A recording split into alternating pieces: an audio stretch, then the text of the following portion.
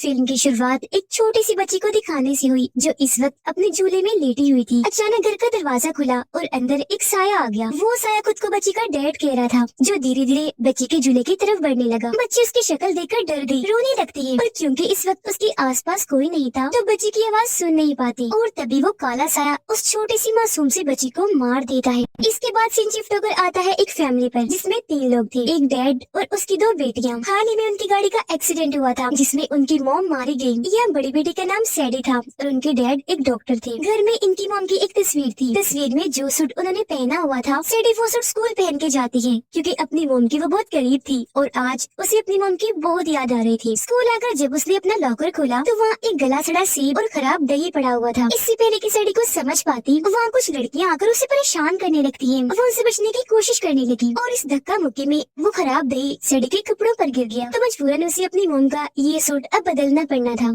सैडी के डैड जब मरीजों को चेक कर रही थी तो उनके पास एक नया मरीज आया जो बेहद घबराया हुआ था। अब क्योंकि उसने सैडी के डैड से चेकअप के लिए पहले से नहीं पूछा था तो वो उसे कल आने को कहते हैं। इस पर वो आदमी कहता है कि डॉक्टर साहब जरा ख्याल कीजिए, मेरा मामला बहुत संगीन है, आपको इस पर गौर करना चाहिए। मेरे 3 बच्चे थे पर 1 साल के दौरान में ही तीनों की मौत हो गई। अब उनके अचानक मरने की वजह से सबको लगता है कि मैंने ही उन्हें मारा, पर ऐसा नहीं है। भला मैं अपने बच्चों को ही क्यों मारता? ये काम एक मॉन्स्टर का है जिसका नाम बुगी मैन है, जो एक काला साया है, आत्मा है, और वो हमारे घर पर है। जो कहकर वो सैडी के डैड को मॉन्स्टर की पेंटिंग दिखाता है और बताने लगा कि ये पेंटिंग मेरी बड़ी बेटी ने बनाई थी। और कहा जाता है कि वो मॉन्स्टर सिर्फ उन्हीं बच्चों को अपना शिकार बनाकर मारता है जिनके माँ बाप अपने बच्चे पर ध्यान नहीं देते, उनके साथ टाइम नहीं गुजारते। अब उसकी बातों से हमें पता चला कि शुरुआत वाली जो छोटी बच्ची थी जो झूले में लेटी थी वो इसी मरीज की बेटी थी जिसे उस काले साए उस मॉन्स्टर बुगी मैन ने मार दिया। अब क्योंकि ये सारी बातें डॉक्टर इन्हीं सैडी के डैड के लिए अजीबोगरीब थी तो वो उसकी बातों का यकीन नहीं करते और कोई बहाना बनाकर दूसरे कमरे में आकर पुलिस के नंबर पर कॉल कर देते हैं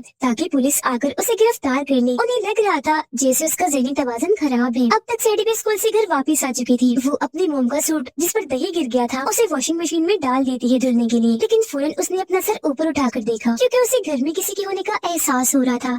अजीब सी आवाजें सुनाई दे रही थी। आवाजों का पीछा करते करते वो एक अलमारी के पास आ गई। थोड़ी सी घबराई भी हुई थी क्योंकि हर तरफ अंधेरा छाया हुआ था, कुछ दिख नहीं रहा था। उसे लगा कि अलमारी में कोई है, इसीलिए उसने अलमारी का दरवाजा खोल दिया, लेकिन अंदर से लाल रंग निकला। वो सोचती है कि जरूर ये खून है, लेकिन वो खून नहीं, लाल रंग ही था जिसका डब्बा वहाँ गिर गया था। इस बात को समझते ही उसने जैसे अलमारी का दरवाजा बंद किया तो उसके होश उड़ गए। जोर से वो चीख मार देती है क्योंकि किसी ने उस मरीज को मार दिया था जिसकी लाश वहाँ पर लटकी हुई थी। आवाज सुनकर उसके डैड भी आ गए जो इस पूरे मामले को संभालते हैं। फिर इस हादसे को कुछ दिन गुजर गए। एक दिन सैडी अपने डैड को कहने लगी कि क्योंकि आप डॉक्टर हैं तो मुझे आपसे अपनी मोम के बारे में बात करनी है। इस पर उसके डैड ने मना कर दिया, ये कहते हुए कि नहीं, मैं तुम्हारी मोम के बारे में कोई बात नहीं करना चाहता। अगर तुम्हें कोई बात करनी ही है तो अपनी फीमेल डॉक्टर से करो। दरअसल वो इनकी फैमिली डॉक्टर थी जो सैडी और उसकी बहन का इलाज कर रही थी क्योंकि अक्सर उनके साथ अजीबोगरीब होता रहता था। अब यहाँ सैडी के डैड हालांकि खुद एक डॉक्टर थे पर इलाज किसी और डॉक्टर से करवा रहे थे, जिससे साफ जाहिर था कि उन्होंने भी अपनी बेटियों से दूरियां बना ली है। वो भी इन पर ध्यान नहीं देती।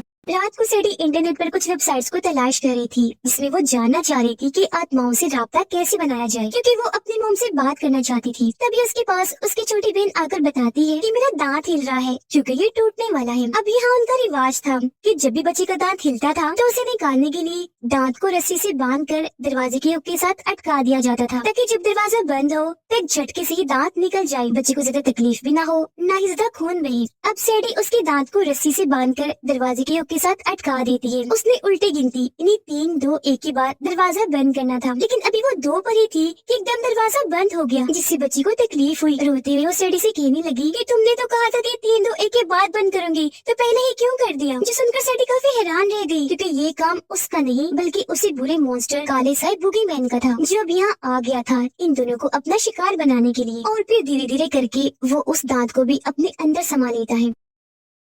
अगले दिन जब ये दोनों बहनें अपने डॉक्टर के पास गईं, डॉक्टर इनसे कहती है कि आज तुम्हारा एक टेस्ट है, तुम्हें अपने डर पर काबू पाकर इस टेस्ट को पास करना है। इतना कहकर वो पूरे घर में अंधेरा करवा देती है। बीच में एक लाल रोशनी रख देती है जो धीरे धीरे करके जलना शुरू हो रही थी। लेकिन इसी वक्त घर में सैडी की छोटी बहन बुगी मैन को देख पा रही थी। वो धीरे धीरे उसके करीब आ रहा था, उसे बहुत डर लग रहा था। फिर एक वक्त ऐसा आया जब बुगी मैन उसके बहुत करीब आकर बस उसे मारने ही वाला था कि तभी वो जोर से चीख मार देती है और उसके ऐसा करने से डॉक्टर पूरे घर की लाइट्स ऑन करवा देती है, पर तब तक बुगीमैन वहाँ से जा चुका था। अब सैडी अपने घर में होने वाली उस मरीज की मौत पर काफी रिसर्च कर रही थी, जिस बीच उसे वो फोन भी मिल जाता है जो उसके डैड के पास तब था जब वो उस मरीज से बातें कर रही थी। साथ ही मरीज के घर का पता भी। उसके डैड की आदत थी कि जब भी वो किसी मरीज के साथ बातें करती थी तो उसे रिकॉर्ड कर लिया करती थी, और अब जब सैडी वो रिकॉर्डिंग सुनती है तो उसे भी लगने लगता है कि हाँ सच में कोई साया, कोई ऐसी आत्मा है जिसने उस आदमी के बच्चों को मारा होगा, और अब वो यहाँ हमारे घर भी मौजूद है। यहाँ सैडी को वो डायरी भी मिल जाती है जिस पर उस मरीज की बेटी ने उस मॉन्स्टर बुगीमैन की तस्वीर बनाई थी, और यहाँ सैडी पहली बार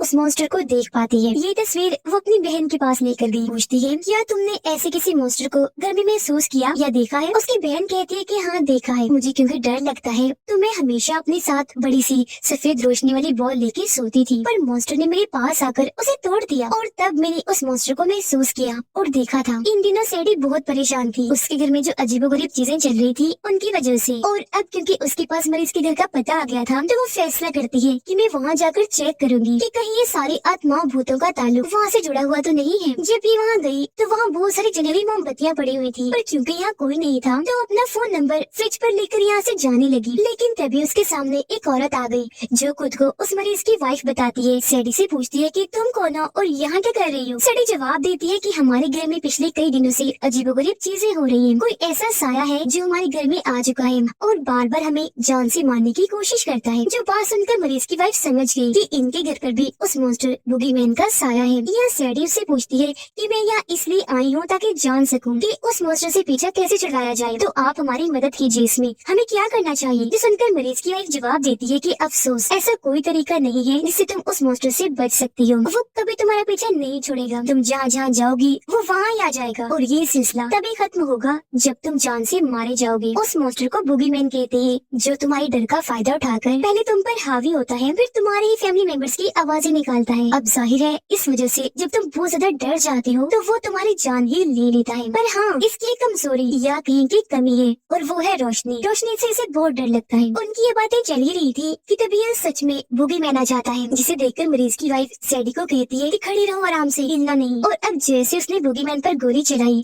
मौका पाकर सैडी यहाँ से भाग जाती है। वो घर आ गई। काफी दिन गुजर जाने के बाद मॉन्स्टर इन्हें परेशान करना नहीं छोड़ता। कभी वो सैडी को परेशान करता है तो कभी उसकी बहन को। अब उसके डैड आकर कहते हैं, सैडी तुम्हारी मॉम का सामान बेचने का वक्त आ गया है, जिस पर वो ऐसा करने से मना कर देती है और अपनी मॉम का सारा सामान बिस्मिल में रखने के लिए आ गई, जहाँ उसे अपनी मॉम का लाइटर, सिगरेट और कुछ नशा मिलता है। काफी टाइम से क्योंकि सैडी परेशान थी तो उसका मूड ठीक करने के लिए उसकी दोस्तें कहती है कि सैडी क्यों ना आज रात हम पार्टी करें जिसमें हम खूब इंजॉय और मजे करेंगे, जिसके लिए वो मान गई। जैसे ही रात हुई उसकी सारी दोस्तें तैयार होकर पार्टी में आ जाती हैं। अब काफी देर तक तो इन्होंने खूब मजे किए, पर कुछ देर के बाद जब ये बोर होने लगे तो सैडी की एक दोस्त कहने लगी कि क्या तुम्हारे पास पीने का कोई ड्रिंक, शराब वगैरह है? इस पर सैडी कहती है, पीने के लिए शराब तो नहीं, लेकिन पीने वाला नशा है जिसे अब ये सब मिलकर पीने लगते हैं। अब जब सैडी की बारी आई उसने ये नशा लिया तो वहाँ बैठे बुगीमैन को परेशानी होने लगी। नशा लेने की वजह से सैडी की हालत खराब हो गई, इसीलिए जब वो उल्टे करने गई तो उसके मुँह से वो रस्सी से लिपटा हुआ दांत निकलता है जो उसकी बहन के मुँह से टूटा था। ये बात उसने अपने दोस्तों से छुपाई। उसकी दोस्तें कहने लगी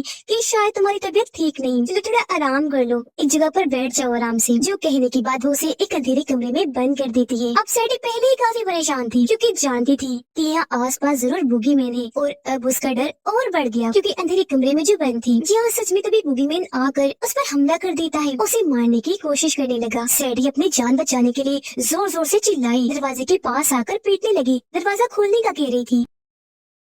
उसकी ऐसी हालत देखकर उसकी एक दोस्त ने जल्दी से दरवाजा खोल दिया। वो डरते हुए पहले तो बाहर आई, लेकिन अपनी एक दोस्त को जोरदार थप्पड़ लगा देती है। कहने लगी कि तुम्हें मुझे अंधेरे कमरे में बंद करने की क्या जरूरत थी। उसकी इस हरकत पर बाकी दोस्तों को बहुत बुरा लगा। वो घर से बाहर निकल जाती है, ये कहकर कि सैडी पागल हो गई है। अब क्योंकि घर में पार्टी चल रही थी तो सैडी के डैड ने अपनी छोटी बेटी को टाइम पास करने के लिए वीडियो गेम लगाकर दे दी थी, जहाँ तभी बुगीमैन आ गया उस पर हमला करने के लिए। लेकिन सैडी की बहन उससे बचने के लिए बार बार वीडियो में तेज रोशनी जलाने लगी ताकि वो उसे वहाँ से भगा सके। लेकिन गेम में एक वक्त ऐसा आ गया जब बच्ची से लाल रोशनी पैदा हो गई और अब बुगीमैन को मौका मिल गया था उसके अंदर आने का या उसे मारने का। पहले तो वो उसे खूब पीटता है, फिर उठाकर उसे दूर पटक कर मारता है। इस वजह से वो जोर से चिल्लाई क्योंकि जख्मी हो गई थी। तब उसकी आवाज सुनकर सैडी और उनके डैड यहाँ आई, फौरन उसे हॉस्पिटल ले जाने लगे। हॉस्पिटल आकर सैडी उसे कहने लगी कि जिस मॉन्स्टर को तुमने महसूस किया उसे मैंने भी किया, तो हमें इस बारे में डैड से बात करनी चाहिए। अब सैडी के पास उस मरीज की वाइफ की कॉल आई जिसे बता रही थी कि मैंने उस मॉन्स्टर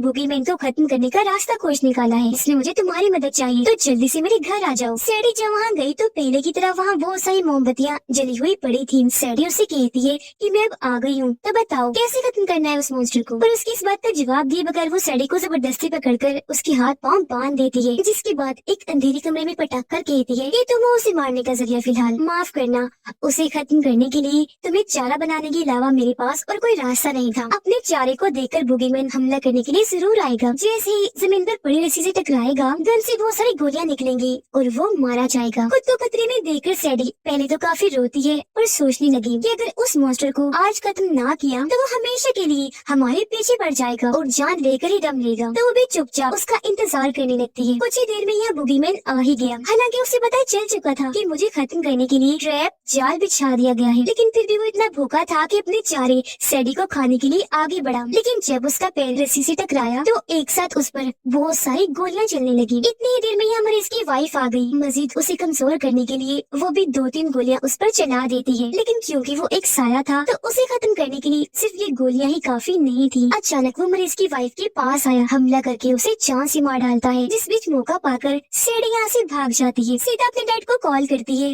रो रो कर कहने लगी कि कहाँ हो आप लोग, घर तो नहीं पहुँची, क्योंकि घर में वो मॉन्स्टर उन्हें मारने के लिए आ चुका था। लेकिन सिग्नल्स न आने की वजह से उसकी डैड सैडी से ठीक से बात नहीं कर पाती। कुछ देर में बुगीमैन वहाँ आकर बड़ी चालाकी से उन्हें घर के अंदर ले जाता है। सैडी जब घर आई तो देखती है कि पूरे घर में अंधेरा छाया हुआ है, सिर्फ एक अलमारी ही है जहाँ से रोशनी आ रही थी। सैडी जब अलमारी खोलकर चेक करती है तो वहाँ उसकी छोटी बहन थी, जिसने दरअसल खुद को बचाने के लिए यहाँ पर कैद किया हुआ था और लाइट जलाई हुई थी। सैडी पूछती है पापा कहाँ है? उसकी बहन बताने लगी वो मॉन्स्टर उन्हें बेसमेंट में ले जा चुका है। सैडी उससे कहती है अच्छा ठीक है, तुम इंतजार करो, मैं पापा को देखने चाहती हूँ। और जब वो नीचे आई तो देखती है कि बुगीमैन ने इस पूरी ही जगह पर अपना कब्जा कर लिया है। सारी दीवारें काली हो गई हैं, साथ ही उनकी डैड को भी अपने कब्जे में कर रखा है, वो बेहोश है। सैडी सोचती है कि शुक्र है एक बात अच्छी है कि वो मॉन्स्टर मरीज की वाइफ के घर से क्योंकि बहुत सारी गोलियां खाकर आया है, तो अब उसे मारना आसान होगा। हम अगर उसे मारकर और जख्मी कर दें तो सवाल ही पैदा नहीं होता कि वो मरने से बच जाए, उससे खत्म होते ही हम बच जाएंगे। ये सोचकर वो डंडा उठाती है, उसे मारने के लिए चली जाती है, लेकिन वो इतना ताकतवर था कि बड़ी आसानी से डंडे को पकड़ के तोड़ देता है। इसी बीच डंडे का एक छोटा सा टुकड़ा वहाँ बच गया जो नोकदार था और चाकू के तौर पर काम आ सकता था, लेकिन फिलहाल वो सैडी की पहुंच से बहुत दूर था। वो सोचती है कि मैं जल्दी से इसे उठाकर बुगीमैन के अंदर घुसा देती हूँ, लेकिन वो तब तक उसके जिस्म से जान निकालना शुरू हो गया था। पर इसी बीच उसके डैड जाग गए जो बुगीमैन को जोरदार धक्का देकर दूर हटा देती है। तभी यहाँ सैडी की बहन आई जिसके हाथ में एक स्प्रे था। बुगीमैन उसे देख चुका था और इसे अपना आसान शिकार समझकर हमला करने के लिए आगे बढ़ा, लेकिन सैडी की बहन को तब तक अपनी मोम का लाइटर मिल गया था। लाइटर जलाकर स्प्रे के जरिए उसने जैसे ही चिंगारी जलाई, वहाँ काफी बड़ी आग की स्प्रे बुगीमैन पर लगने लगती है। अब एक तो वो वैसे ही आग से डरता था, ऊपर से रोशनी भी बन गई थी, तो वो हारता हुआ नजर आ रहा था। पर एक वक्त ऐसा आया जब स्प्रे खत्म हो गया, वहाँ अंधेरा छा गया, तो अब बुगीमैन इन्हें मारने वाला था। लेकिन यहाँ सैडी की बहन को पेट्रोल मिल जाता है, जिसे वो सारा का सारा बुगीमैन पर डाल देती है। खुशकिस्मती से